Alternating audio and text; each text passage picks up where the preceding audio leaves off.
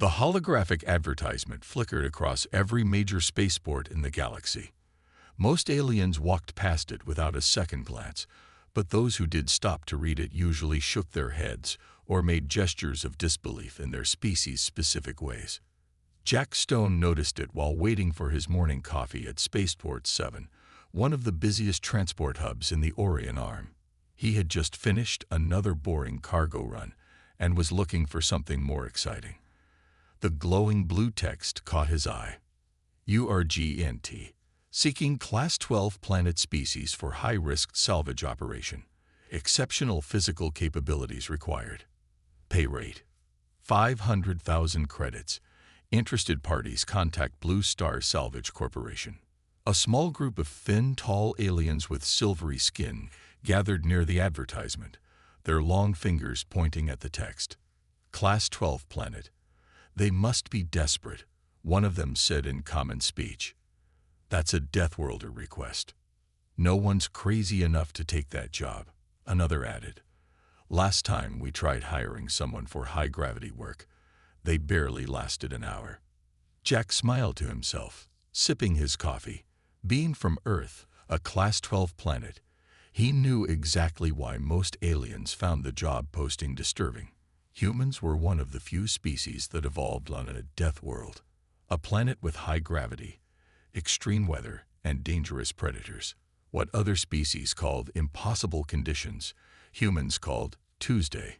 He pulled out his worn data pad and took a picture of the contact details. After 15 years of routine space cargo runs, his old military training was going to waste. This could be exactly what he needed. The hiring office was located in a quieter section of the spaceport. Jack walked in, ducking under the too-tall doorway. Aliens never seemed to build things with human heights in mind. Inside, a blue-skinned alien receptionist looked up from her floating screen and nearly jumped out of her seat. A human, she said, her translator struggling to keep up with her surprised chirping. How can I help you? Hear about the salvage job, Jack replied, keeping his voice gentle. He'd learned long ago that his natural speaking volume could startle other species. One moment, please. Her four-fingered hand pressed a communication button. Sir, there's a Deathworlder here about the position. The inner door slid open almost immediately. A tall, elegant alien with deep blue fur and 6 eyes stepped out. Unlike the receptionist, he showed no fear, only intense interest. Finally, he said, his translator conveying genuine excitement. I am Director Blue. Please, come in. Mind the gravity settings. My office is set to standard galactic normal. Jack stepped in, immediately feeling the familiar lightness that came with artificial gravity set to 0.3 Earth normal. He had to consciously control his movements to avoid bouncing around like a puppet. I assume you're here about our salvage operation? Director Blue asked, offering Jack a seat designed for a much taller being. Yes, Jack Stone, former Earth military salvage specialist, currently independent contractor. He carefully sat down, making sure the chair could support his denser human frame. Director Blue's 6 eyes blinked in sequence. Military trained, even better. Tell me, Mr. Stone, how do you feel about working in environments with up to 1.8 standard gravity? Jack couldn't help but grin. You mean about 0.6 Earth normal? Sounds like a vacation. The alien director stared at him for a moment, then made a sound that Jack's translator interpreted as both amazement and relief. Incredible. The stories about humans are true. He leaned forward.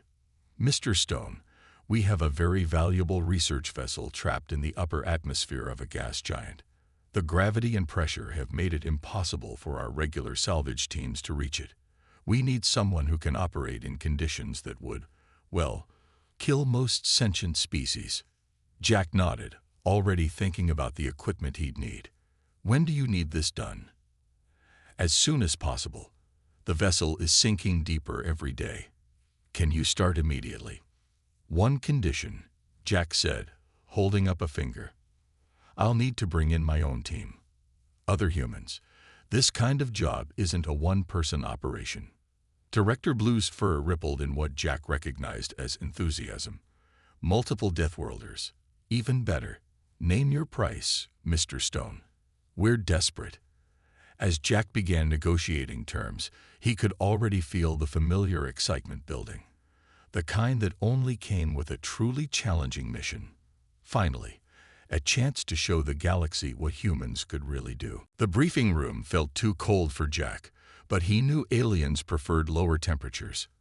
Director Blue stood at the front, using his six-fingered hands to operate a large holographic display. The image showed a massive gas giant planet glowing angry red in the darkness of space. This is the Crimson Giant, Director Blue explained. Our research vessel, the Starseeker, went down in its upper atmosphere 3 standard weeks ago. Jack watched as the hologram zoomed in to show a sleek silver ship trapped in swirling red clouds. What caused the crash? Not a crash exactly. Director Blue's fur rippled with frustration. The ship was conducting atmospheric research when its engines failed. The gravity slowly pulled it down. The crew escaped, but we couldn't save the ship or its data. The hologram changed to show numbers and measurements. Jack's eyes widened as he read them. The gas giant's gravity was nearly twice what most spacefaring species considered normal, but still only about 2/3 of Earth's pull. The real problem isn't just the gravity, Director Blue continued. It's the pressure. At the ship's current depth, the atmospheric pressure is crushing. We've lost 3 rescue drones already. Jack pulled out his data pad and started taking notes. What's so important on that ship that's worth all this trouble? Director Blue's 6 eyes all focused on Jack at once. The Starseeker carries 5 years of medical research data. Research that could help cure a disease affecting multiple species across the galaxy. We can't just let it sink. The hologram shifted again, showing the layers of the gas giant's atmosphere. The Starseeker was trapped in a layer of dense gases, slowly sinking deeper every day.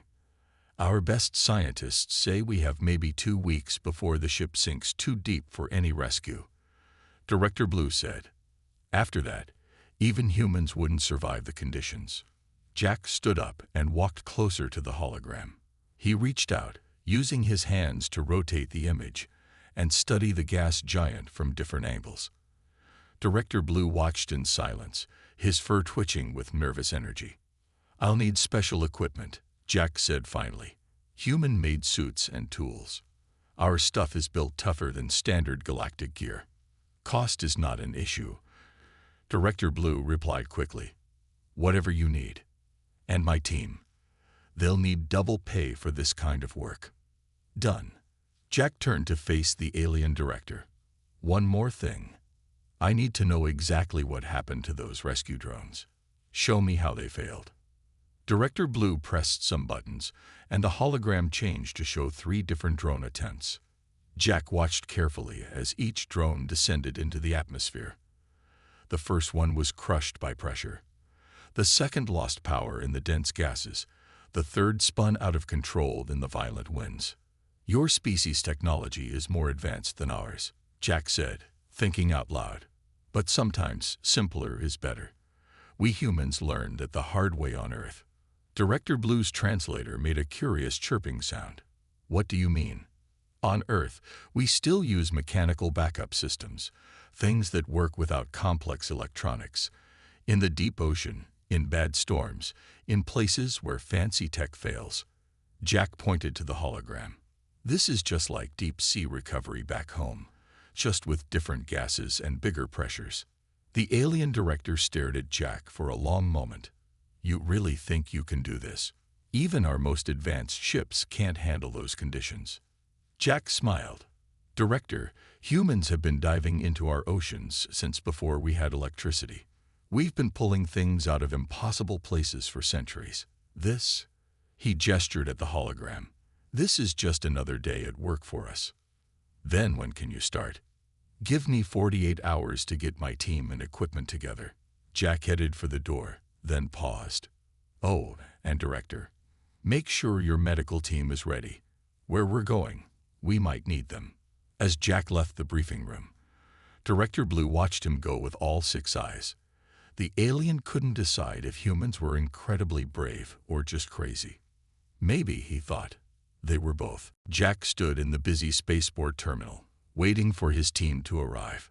3 small holograms floated above his data pad, showing the faces of the people he trusted most for dangerous jobs.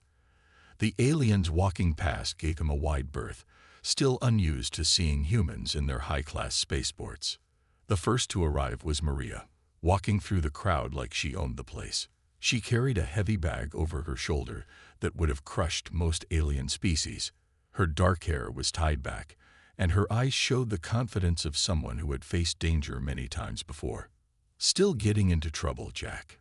she asked, dropping her bag with a thud that made nearby aliens jump. "You know me. The bigger the trouble, the better the pay." Jack smiled. "How's retirement from deep-sea salvage treating you?" "Boring.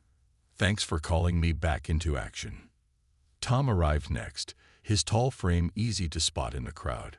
He carried 3 different data pads and wore the simple clothes of a scientist rather than a salvage worker. His eyes lit up when he saw the gas giant's image floating above Jack's pad. "Now that's what I call a challenge," Tom said, already pulling out his own data pad to take readings. The atmospheric density readings are fascinating. Ray was the last to arrive, his heavy boots making metallic sounds on the floor. A tool belt hung around his waist, filled with what he called his magic tricks, tools that could fix almost anything. His face had a new scar since Jack had last seen him, but his friendly smile hadn't changed. "Got your message about needing the old gear," Ray said, patting a large case he was pulling. "Brought the tough stuff. Earth-made, rated for deep ocean. Should handle your gas giant just fine." Jack gathered them around a quiet corner of the terminal. The hologram of the Crimson Giant floated between them, its red cloud swirling slowly. "Here's the job," Jack explained. "Research ship trapped in high gravity and pressure. Carrier crew escaped, but the ship's sinking with important medical data aboard. Standard rescue teams can't handle the conditions. So they called the toughest species in the galaxy," Maria said with a grin. "Smart move." Tom was already calculating something on his pad. "The gravity's not bad. About 2/3 of Earth normal. But these pressure readings," he whistled. "It's like being 3 kilometers deep in Earth's ocean." "That's why I called you all," Jack said. "Maria, you've done deeper dives than anyone I know. Tom, we need your brain to keep us alive up there. Ray, we'll need your skills to get that ship working again." Director Blue appeared at the edge of their group, his blue fur standing slightly on end at being so close to 4 humans at once. "Your equipment has arrived," he said, "and I've arranged for a carrier ship capable of reaching the gas giant's upper atmosphere." Ray looked at the alien's elegant ship designs on a nearby screen and shook his head. "Too pretty," he said. "We need something tougher. Something that won't break when the going gets rough." "We can modify one of your ships," Tom offered, seeing Director Blue's confusion. "Add some Earth-style backup systems. Make it less elegant but more reliable." The humans spent the next hour explaining what they needed. Director Blue watched in amazement as they talked about mechanical backups, manual controls, and triple redundant safety systems, things his species had moved past centuries ago. "All this primitive equipment," he said finally.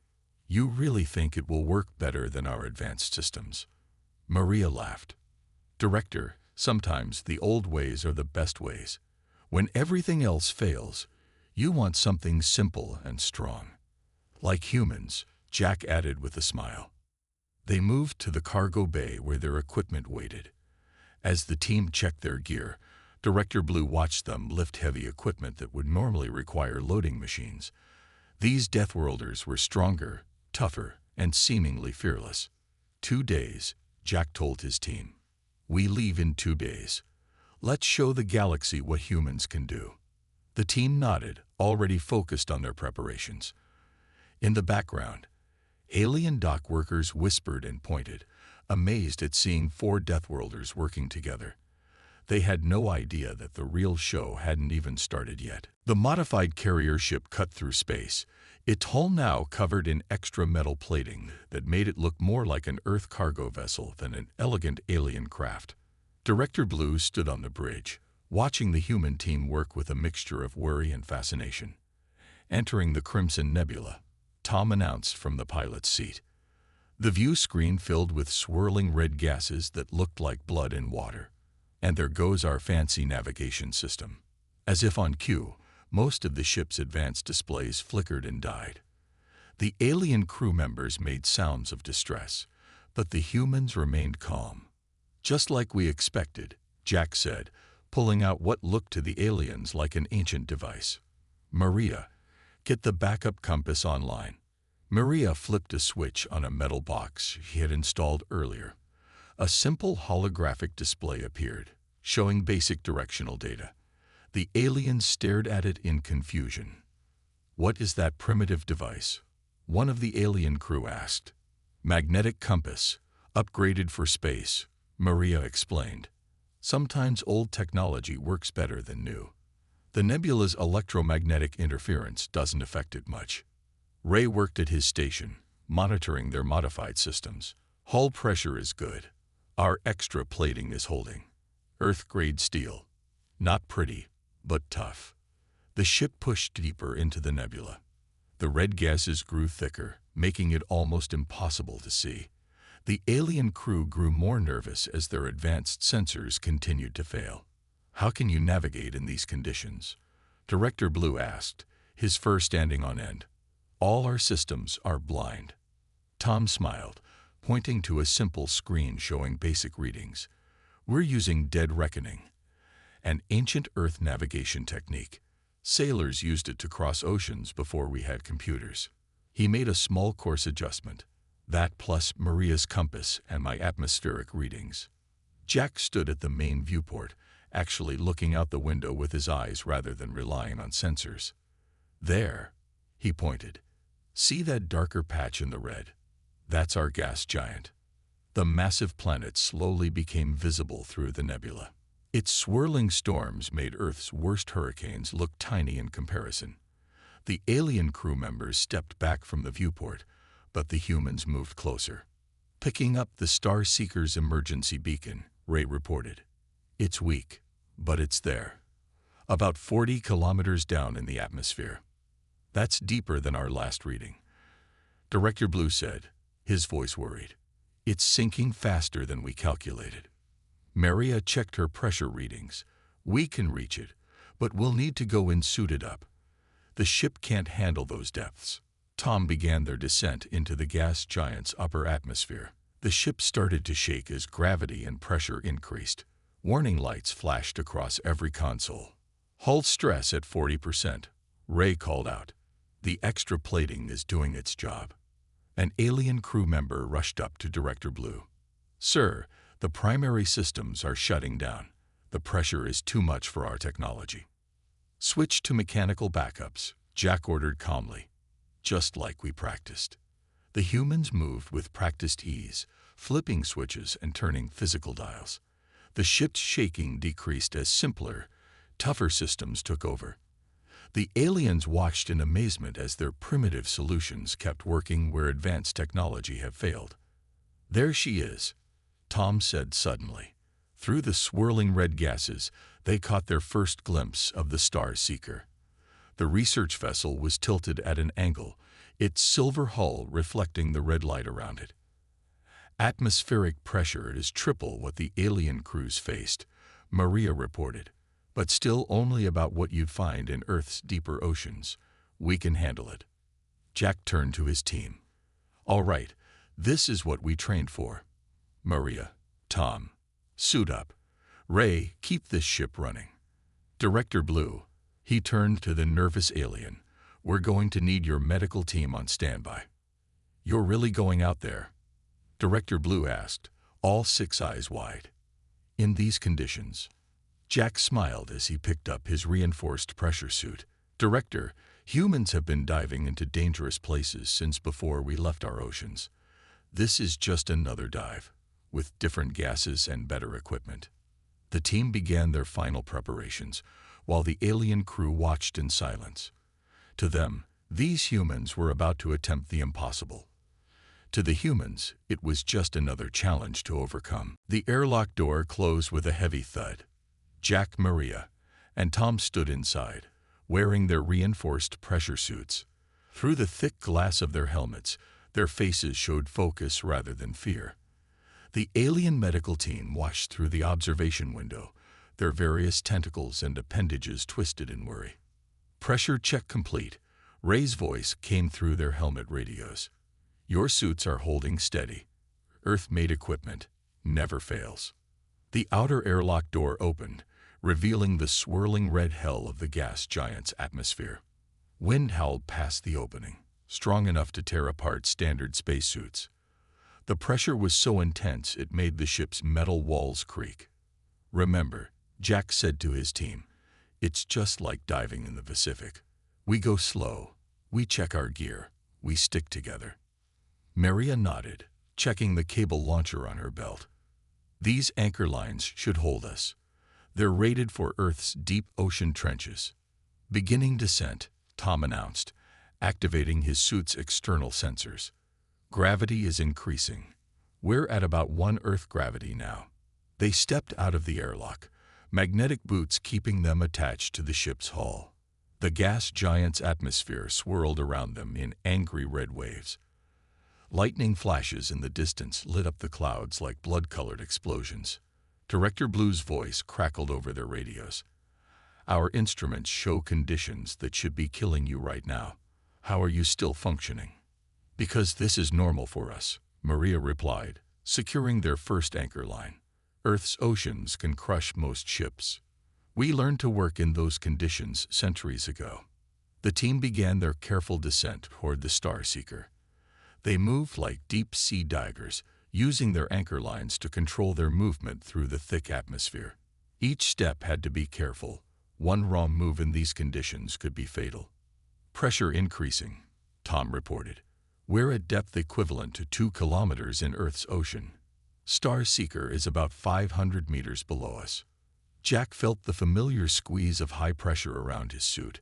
His muscles worked harder against the increasing gravity. But years of living on Earth had prepared him for this.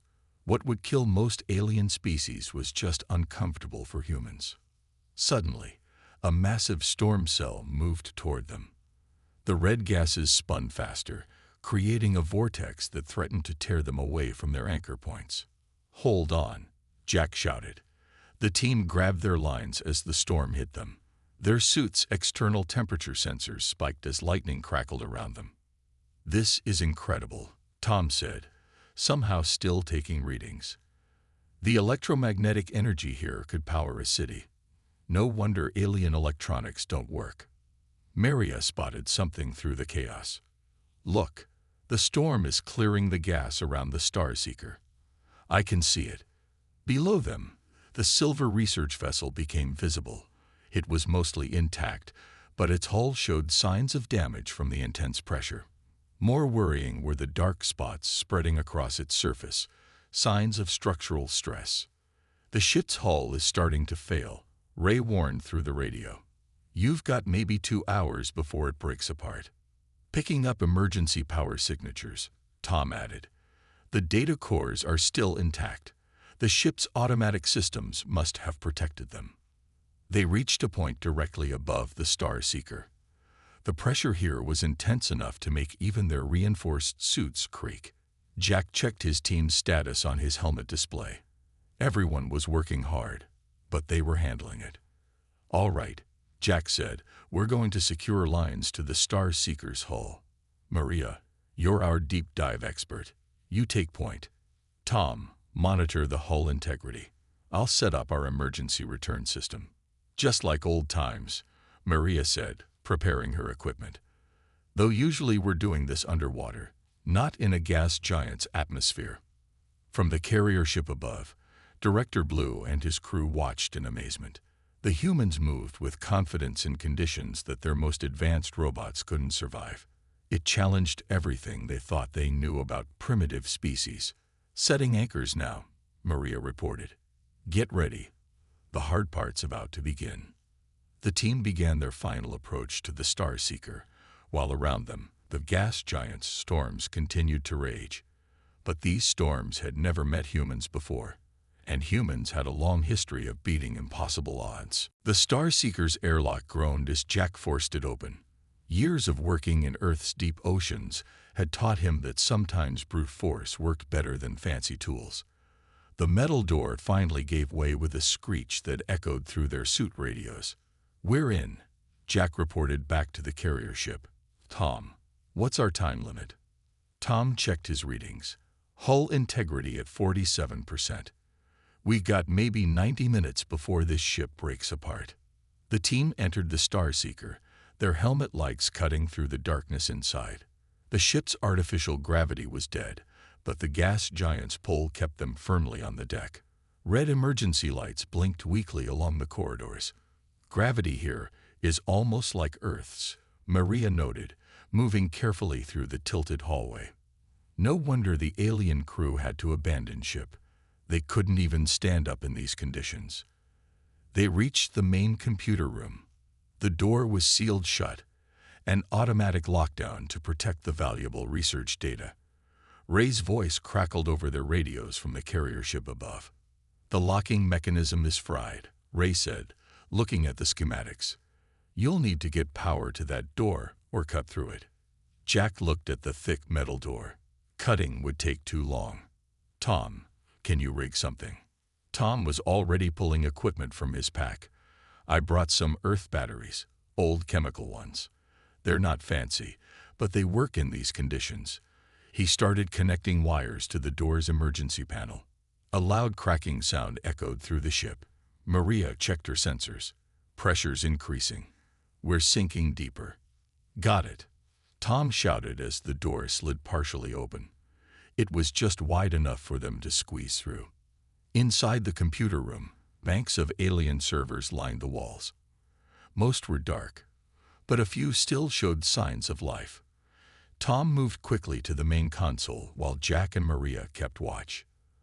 "The data's still here," Tom said, his fingers flying over the emergency keyboard. "But their storage systems are failing. We need to transfer it now." Another crack rang through the ship, louder this time. The walls around them groaned under the increasing pressure. Jack's suit sensors showed they were now at a depth equivalent to 3 kilometers in Earth's ocean. "Starting data transfer," Tom announced, connecting their reinforced Earth storage device. "This might take a few minutes." "Minutes we might not have," Maria warned. She pointed to a spreading crack in the ceiling. "This place is falling apart." Jack opened a channel to Ray. "How's it looking up there?" "Not good," Ray replied. "Your descent path is closing. That last storm shifted the gas layers. You need to move fast, or you'll be trapped down there." The ship groaned again. Warning lights flashed across Tom's console as more systems began to fail. 60% transferred. Come on, come on." A section of wall suddenly buckled inward. Maria rushed to brace it with a portable support strut from her pack. "Jack, we need to leave soon." 80%, Tom called out, watching the transfer progress. "Almost there." The floor beneath them shuddered. Jack's suit sensors screamed warnings about the increasing pressure. They were now deeper than any human dive in Earth's oceans. Even their reinforced suits had limits. "Done." Tom yanked the storage device free. "Got it all. Move. Now," Jack ordered. They squeezed back through the door just as another section of the ceiling collapsed behind them. The race back to the airlock was like running through an earthquake. Metal screamed around them as the ship's structure started to give way. They moved as fast as they dared, fighting against gravity that now exceeded Earth normal. "The anchor lines are still holding," Maria reported as they reached the airlock. "But barely." They climbed out of the dying ship, securing themselves to their descent lines. Below them, the Star Seeker's hull was visibly bending. "Pull us up," Jack commanded. "Full speed." The winches on their lines engaged, lifting them through the red hell of the gas giant's atmosphere. Behind them, the Star Seeker finally surrendered to the pressure. The ship imploded with a sound they could feel through their suits, vanishing into the deeper layers of the gas giant. "Status check," Jack called as they ascended.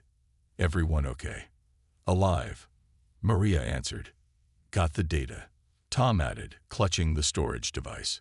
Above them, through the swirling gases, they could see their carrier ship waiting. In the background, they heard Director Blue's voice, full of disbelief. They actually did it. These humans actually did it. The medical bay of the carrier ship buzzed with activity. Alien doctors scanned the human team with their advanced equipment, making surprised chirping sounds at the readings. Despite the intense pressure they had endured, the humans showed no serious injuries. Just exhaustion and minor bruises. "Impossible," one of the alien doctors muttered, checking Jack's vital signs for the third time. "You survived pressures that would crush our strongest military vessels." "Not impossible," Jack replied, sitting up despite the doctor's protests. "Just another day at work for humans." Tom sat at a nearby console, working with the alien scientists to decrypt the recovered data. The storage device, built to Earth specifications, had protected the research perfectly. Director Blue hovered nearby, all 6 eyes fixed on the screen. "The medical research data is intact," Tom announced. "All 5 years of it, saved." The room erupted in cheers, both human and alien. Director Blue's fur rippled with joy as he read through the files. "This will help cure diseases across 12 different species. You've saved years of work." Maria, who was arguing with a doctor about whether she needed more rest, smiled. "Good to know what we went through was worth it." Ray entered the medical bay, carrying readouts from their equipment inspection. "Our suits took a beating, but they held together. Earth engineering at its finest."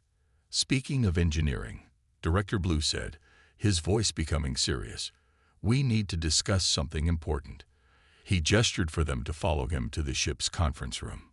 The conference room's viewport showed the Crimson Nebula behind them, its red clouds now looking less threatening than before. The human team sat around the table, while Director Blue paced excitedly. "The board of directors has made a decision," he announced. "We want to create a new division, specifically for operations in extreme conditions, and we want you humans to run it." Jack exchanged looks with his team. "A whole division?" "Yes. Today proved something we've been too proud to admit." Director Blue's fur changed color slightly, a sign of strong emotion. "Our advanced technology isn't always the answer. Sometimes we need, what did you call it? The old ways. Mechanical backups," Tom said. "Simple solutions. And more importantly, people tough enough to use them," Maria added. Director Blue nodded enthusiastically. "Exactly. We want to combine human resilience with our technology. Think of what we could achieve." Ray leaned forward. "You're talking about more than just salvage operations, aren't you?" "Much more," Director Blue confirmed. "Deep space exploration, gas giant mining, high-gravity construction. Jobs that most species can't handle, but Deathworlders like you could." Jack looked at his team. They had worked together for years, taking the jobs others called impossible. Now they were being offered the chance to do it officially, with proper backing. "We'd need to set some conditions," Jack said. "Use our own equipment. Train our own teams. Do things our way. Whatever you need." Director Blue agreed quickly. "The board has already approved a substantial budget." Maria grinned. "Looks like retirement will have to wait a bit longer." "One more thing," Director Blue added, activating a holographic display. A new advertisement appeared, already being broadcast across the galaxy. "Impossible salvage. Extreme conditions. Call Earth's Fine East. Blue Star salvages new Deathworlder division. When standard solutions fail, we prevail." The human team laughed at the dramatic advertisement, but underneath the humor, they felt pride. Their species' toughness, once seen as a mark of being primitive, was now recognized as an asset. "So," Director Blue asked, "what do you say?" Jack looked at his team. Tom was already making notes about potential equipment improvements. Maria was examining star charts of high-gravity systems. Ray was sketching designs for stronger ships. "We're in," Jack answered. "But we'll need to recruit more humans." "Already done," Director Blue said happily. "Applications are flooding in. It seems many humans share your taste for impossible jobs." As they began planning their new division, Jack smiled. Humans had always been seen as the odd ones in the galaxy, too tough, too stubborn, too ready to tackle dangerous jobs. Now those same traits were opening new doors. The galaxy was about to learn that being from a death world wasn't a disadvantage. It was a gift.